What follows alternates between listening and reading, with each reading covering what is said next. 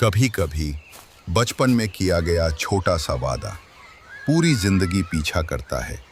लेकिन क्या हो अगर वो वादा किसी ऐसे से किया हो जो अब इस दुनिया में नहीं है। वो गर्मियों की दोपहर थी। पार्क में दो छोटे दोस्त खेल रहे थे, आरव और सिया।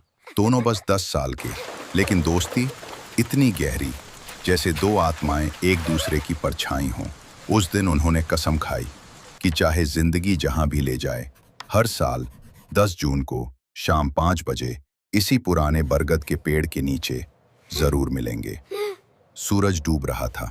सिया ने कहा, अब मुझे जाना होगा, लेकिन वादा याद रखना, जब तक तू मुझे याद करेगा मैं तेरे पास रहूंगी।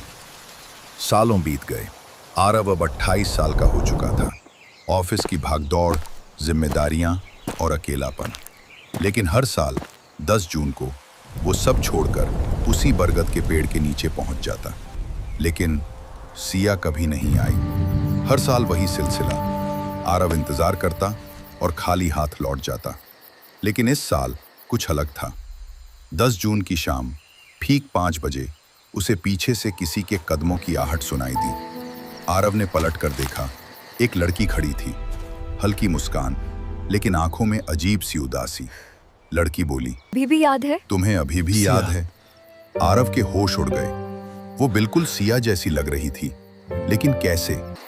18 साल पहले सिया तो एक हादसे में। सिया, सच में तुम हो? लड़की ने बस कहा, तुम्हारे बचपन का वादा अधूरा कैसे छोड़ सकती हूँ।